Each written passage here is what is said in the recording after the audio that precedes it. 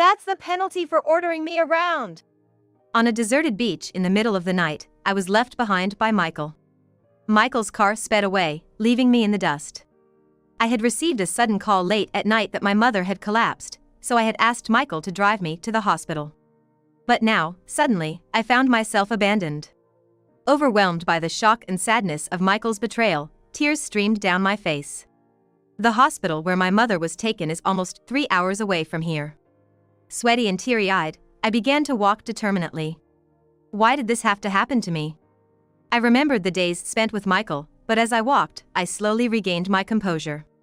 And with that, the sorrow of betrayal transformed into anger. I will never forgive him. I'll make him regret doing this to me for the rest of his life. Vowing revenge on Michael, I continued on my way to the hospital. My name is Caitlin Anderson. I am a 47-year-old office worker. Ever since I was young, I've been uncomfortable around people, which led me to work at a computer-related company after college.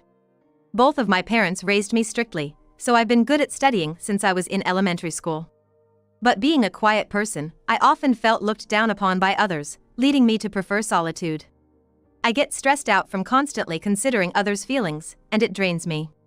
Throughout high school and college, I couldn't figure out what I wanted to do, but I continued my studies as my parents wanted. While most of my peers in college enjoyed events and mixers, I led a quiet school days. Yet, I made a few close friends during those times. One of them was a classmate named Susan Miller. Susan and I took many of the same classes, so we naturally started talking more. When I first met her, Susan was as unassuming and mature as I was, but as the years went on, she changed. She began wearing flashier clothes and makeup, and started hanging out with the kind of people I wasn't comfortable around. But in the end, she always treated me the same as when we first met. I would often see Susan around campus with a different guy each time, seeming like a completely different person from before. But I was always grateful that she still wanted to be friends with me. After graduation, we continued to meet up for meals and outings, keeping our friendship alive. I have a few friends from my college days besides Susan, but none of them have a good impression of her. They were like, I don't want to speak ill of Susan because she's Caitlin's friend, but be careful around her. That's what everyone would always say. Things changed with Susan around the time we turned 43. Out of the blue, Susan asked if I wanted to join a mixer. Just the word mixer made me cautious, and I gently turned her down. But surprisingly, Susan was still single and was thinking of hosting a party to potentially find a spouse. At my age, I couldn't even imagine dating anyone, as I had no experience with men. I was like, I can't do a mixer at this point in my life. I said with a chuckle, and Susan replied with a serious face. I really want to find someone serious now. Don't worry, there won't be any flaky people like before. Maybe Susan was aware that I knew about her past relationships, so she emphasized that this would be a genuine gathering. Moved by her enthusiasm, I decided to attend. But there's no guarantee of finding a match, okay? You never know if there's gonna be a compatible person. I was worried about embarrassing the host, Susan, but she was delighted with my decision to attend. A few days later, the day of the gathering arrived. I dressed up, a bit out of my comfort zone, and arrived at the meeting place 30 minutes earlier than the specified time. As I waited, a bit overwhelmed by the crowd, a man approached me. Excuse me, are you here for Susan's dinner party? The man who approached me had such a youthful face that he could easily be mistaken for someone in their 20s. He mentioned he was attending through Susan's invitation. He introduced himself as Michael Anderson and was only 2 years younger than me. His appearance, giving off a slightly flashy impression, but his manner of speaking showed sincerity. Michael, laughing about how he arrived early because of his nerves, somehow made me feel a strange kinship with him.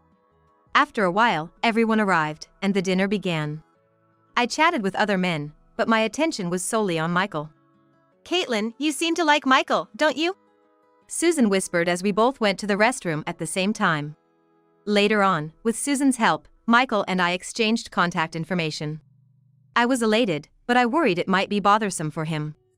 However, Michael cheerfully suggested let's have dinner again. It seemed Susan didn't find a match at the mixer and seemed a bit down about it. I apologized multiple times, feeling guilty about being the only one who made a connection, but she just laughed it off, asking why I was saying sorry. Afterward, Michael and I went on several dates and began a relationship. It's kinda weird, right? Having no experience with men at my age? I often voiced this concern, but Michael would always hold me tight in reassurance. About 3 years later, when I was 46, Michael proposed and we got married.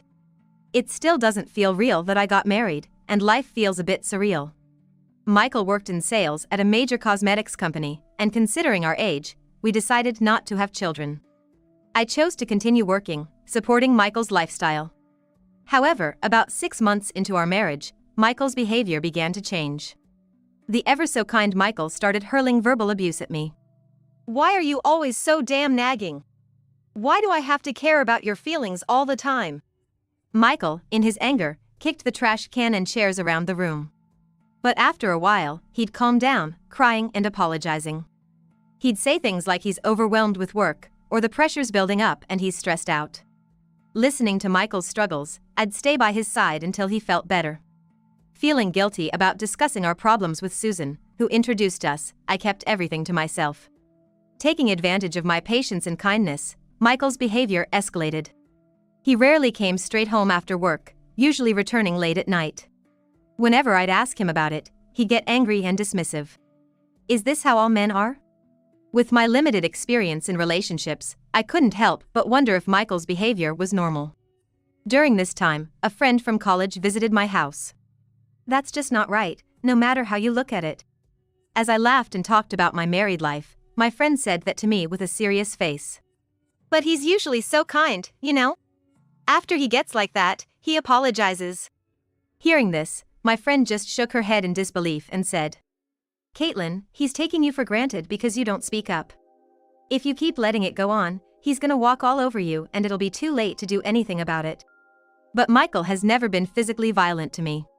He's tired from work every day. Isn't it okay for him to let loose a bit when he comes home? If I nag too much, Michael, who chose to marry someone like me, might end up disliking me. I gave my friend a brief reply and pondered if there was something I might have done wrong. A few days later, I decided to open up to Susan about my life with Michael. His late nights, his tantrums and harsh words when he's in a bad mood. Oh, many guys do that. He is probably just jealous of you and that's why he's saying such things. Susan's answer was exactly what I was hoping for. Everyone has their struggles in marriage. I want Michael, who chose someone like me, to live as comfortably as possible. All it takes is a bit of patience on my part. I was grateful to Susan for listening to my troubles and decided to do my best to be a good wife. Life with Michael continued as usual, but following Susan's advice, I tried even harder to be patient and play the role of a good wife. Then, one Saturday night, both Michael and I had the day off, and he had gone to play at a casino since morning and returned home in the late afternoon. From the moment Michael opened the door, I could tell he had lost a lot of money and was in a bad mood. I did my best not to upset him, avoiding anything that might provoke him. Still, he yelled at me about dinner being late, the bathroom being not clean, and so on. Michael went to bed late. Once Michael, who had been raging, finally settled down, I too could finally relax. Being careful not to make any noise that might wake Michael, I began to watch a drama I had been looking forward to on a streaming service. But I must have been more tired than I realized. Before I knew it, I had fallen asleep on the sofa. The next thing I knew, my phone, which was set to vibrate, was making a loud noise on the table. Oh no, if Michael woke up before me, he's gonna be mad. In a panic, I grabbed my phone and checked the screen. It was past 1 a.m. It wasn't an alarm, but a call that had caused the phone to vibrate so loudly. Though my mind was still foggy from sleep, seeing the displayed name snapped me to attention. Dad? Seeing the name Dad on the screen makes my heart flutter. Getting a call at this hour, something must have happened. I answer, expecting the worst. Caitlin? Your mom fainted when she got up to go to the bathroom. I called 911. They've taken her to the hospital. My father's voice on the other end is clearly shaken, his usual calm demeanor gone. Caitlin, I need you to come to the hospital as soon as you can. Panicking, I ask for the hospital's location and hang up. As I'm getting ready and heading to the front door, I realize I can't drive. And at this hour, public transport's not an option. It's an emergency concerning Michael's mother-in-law. If I wake Michael, he'd surely be willing to drive. Rushing to the bedroom where Michael is sleeping, I shake him awake. Michael, Michael! At my call, Michael grumbles irritably. Keep it down. With my eyes closed, I tell the still grumbling Michael about my mother's situation. We gotta get going. Get the car ready. Losing my patience with Michael, who's just rolling around in bed, I raise my voice. Then Michael clicks his tongue, finally throwing the covers off and sitting up. Hey! Still in his sweatpants, Michael grabs the car keys and heads towards the car, leaving me behind. I'm really sorry for waking you up at this hour. Once in the car, I tell Michael which hospital my mother was taken to, repeatedly apologizing. The two of us drive in silence on the deserted road towards the hospital. When we approach a coast with a view of the ocean on our left, Michael suddenly stops the car. Hey, can you get me a coffee from that store? I need to wake up. It makes sense, he was jolted awake and now he's driving. Probably not thinking straight with the drowsiness. I nod silently, open the car door, and head to the store at a brisk pace. Let's see. Michael can't take it black, so something sweet would be good. I chose the sweetest looking coffee, then just to be sure, also select a light sugar latte and another drink. The moment I left the store after taking them, Michael rolled down the car window. That's the penalty for ordering me around! Michael shouted at me, and the next thing I knew, his car was speeding away. I stood there, in shock, watching Michael's car disappear at high speed, unable to grasp what just happened. What did Michael yell out to me when he opened the window? The penalty for ordering me around? As I stood by the store, holding the bottles of coffee, moths drawn to the light of the store flew into me.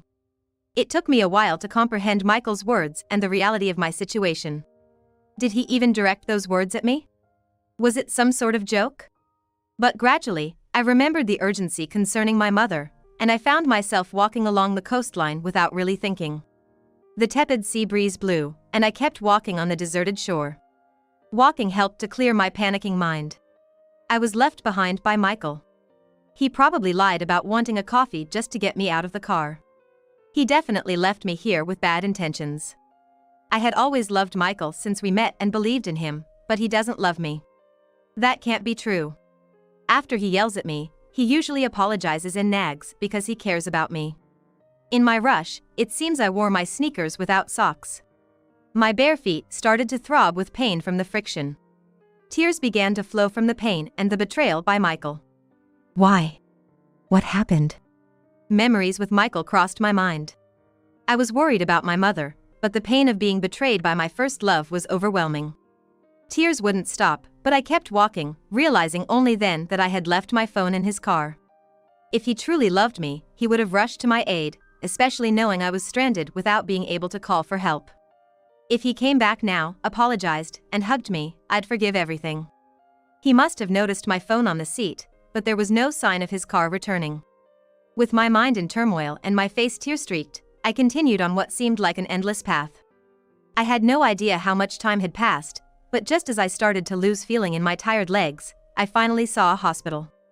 I entered the grounds, found the after-hours entrance, and told them my mother's name. My feet hurt terribly from the long walk. It's Smith. Carol Smith. Upon hearing my mother's name, the security guard called someone and then kindly opened the door for me. I was momentarily confused as I stepped in, but soon I heard footsteps approaching from the distance. Are you Miss Smith's daughter? A female nurse appeared from around the corner, and after confirming my name, she escorted me to the waiting room where my father was waiting. There were a few chairs in a dimly lit corner of the hallway, and my father stood there looking restless. What were you doing all this time? When my father saw me, he looked shocked to see me dragging my feet, soaked in sweat. Seeing my father, I let out a deep sigh and practically collapsed into one of the chairs. I then calmly recounted the events that had just transpired to my father. What was he thinking?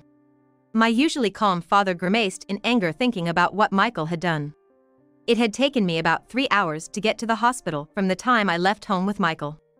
The anger and disappointment towards Michael were significant, but I was also worried about my mother's condition. My father, who was initially too shocked by the sight of his battered daughter to notice his surroundings, finally informed me about my mother's situation. Luckily, about an hour before I arrived at the hospital, she regained consciousness and is now resting in the ICU. Neither Michael nor I could be reached by phone. Fearing that something might have happened to the both of us, my father had been quite worried. As I talked with my father, I could feel my affection for Michael gradually waning. When I get home, I'm gonna tell him off for sure.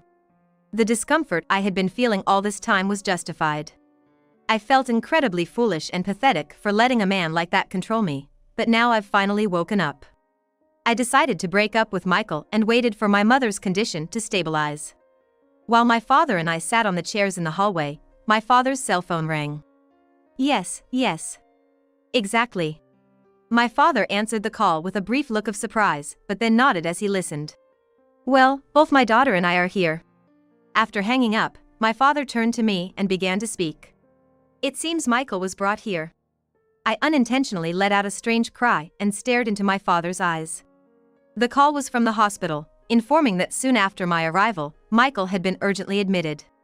Apparently, after leaving me behind, Michael had gone home with a lot of alcohol. In his drunken state, he had a bad fall down the stairs, and when the ambulance arrived, they found Michael covered in blood. Rather than being concerned about Michael, I was simply astonished.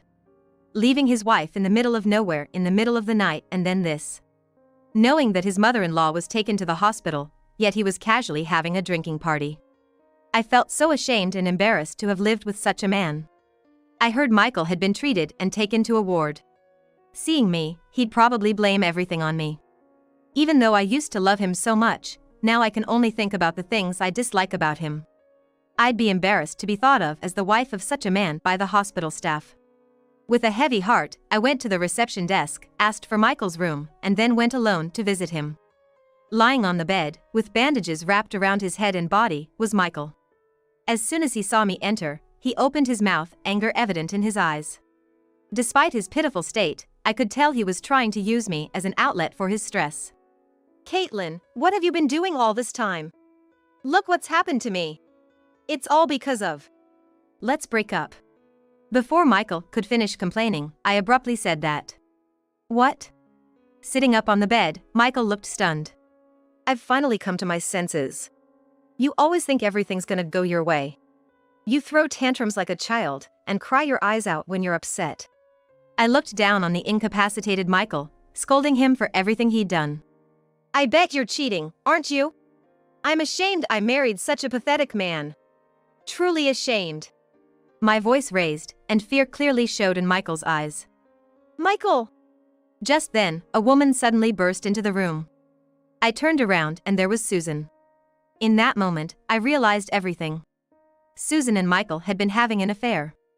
Thinking back to the last time we discussed things, she had tried to convince me like that's just how men are. I couldn't help but laugh. Susan's eyes widened in surprise, repeatedly saying like, No! It's not like that! Susan, don't you realize you've been fooled by such a pathetic man? I truly feel sorry for you. I glared at the two of them and started walking towards the room's entrance. Goodbye. But don't think this is the end. I paused, turned back with a smirk, and said just that. The next day, my mother recovered nicely, but she had to stay in the hospital for a while just to be safe. Seeing my mother's face, I felt relieved and quickly went home to pack my things. Michael, unable to move, was also forced to stay in the hospital for a while. Betrayed by both my husband and friend, all I could think about was how to make them pay. On a whim, I opened the study door that Michael had told me never to enter. He must have thought I'd never defy him. On the study desk, there was a photos of Susan and Michael hugging each other. Everything about it was just pathetic. I took a picture of them with my smartphone and left the home we had shared. Once back at my parents' house, I put my stuff down and headed to a law firm a friend had recommended. The attorney, known for handling divorce and disputes between couples, smiled with satisfaction when I told him everything and showed him the photos of Michael and Susan. We have more than enough evidence. They both are gonna regret this for the rest of their lives. I felt a chill at my own calmness, but fueled by past betrayals, I decided on my next move. Early the next morning, I received a call from Michael. What the hell did you do? They fired me from my job! I could almost see Michael sobbing and yelling on the other side of the phone. The truth was, I had called Michael's company pretending to be a concerned wife. I'm not sure if my husband informed you, but, embarrassingly, he got drunk, caused a scene and fell down some stairs. What? No, it wasn't a car accident. Yes, Michael had lied to his company about being in a car accident and being hospitalized. Knowing this, I pretended not to know and contacted his workplace. I knew that once they realized it was a false report, they'd dig deeper, which was what I had anticipated. I detailed everything, including the fact he left me stranded in the middle of the night and his affair. Just as I'd hoped, Michael, who had been the face of the company in sales, was given the pink slip. It was probably only a matter of time before this man, who had been up to no good on a daily basis, would bring harm to the company. To add insult to injury, Michael was slapped with the divorce procedure. The news also reached Susan. Eventually we went through the division of property. When told that the forgotten photos were founded by me, Susan continuously berated Michael. Blinded by immediate desires, they were once a loving couple, but after all, it was just a passing relationship. Playing the blame game wouldn't solve anything. The two soon had a falling out and lost everything. Michael not only lost his job but also had to sell his house. Rumors about Susan's misdeeds spread fast, and it seemed she too lost her job. She apologized tearfully several times, but of course, such actions couldn't be accepted. I intend to have her reflect on the consequences of betrayal for the rest of her life. I finalized my divorce from Michael, and I was single again. It was as if the life I'd lived for several years had been a lie, and my quiet everyday life returned. After the divorce was finalized, I took some time off to take care of my mother. I wonder if, in such situations, people go on what's called a heartbreak vacation here. Returning to my parents' home, I pondered these recent hectic events. In the meantime, my mother had recovered well and was able to convalesce at home. Knowing about the incident that led to the divorce, she seemed somewhat apologetic. Did all of this happen because of me? I denied it with a laugh. No, it's more like a wake-up call. I'm embarrassed that I married a guy like that. Yet, perhaps concerned about her daughter, she kept asking isn't there someone good out there for you? My friend who knew the whole story both consoled and scolded me. But in the end, my friend, who'd warned me repeatedly about Michael and kept saying I told you so many times, had a somewhat relieved look. This time, you just happened to fall for a bad guy. Take your time and find someone good next time. Right now, I can't even think about another relationship, but I wonder if someday I'll fall in love again. Having felt for years that loving someone wasn't the only path to happiness, my feelings are mixed. But now, I've got so much money it makes me laugh. Some might think I'm a woman without a hint of romance, but compared to the days when I was constantly on edge around Michael, I feel happier now. For a while, I think I'm gonna live freely, relying on my parents' generosity. When I get tired of being alone, I'm sure there'll be another good encounter. This ordeal taught me to stand up with courage and showed me a surprising side of myself that I can do anything if I try. With this newfound confidence, I can achieve anything. And with that, I took a new step forward.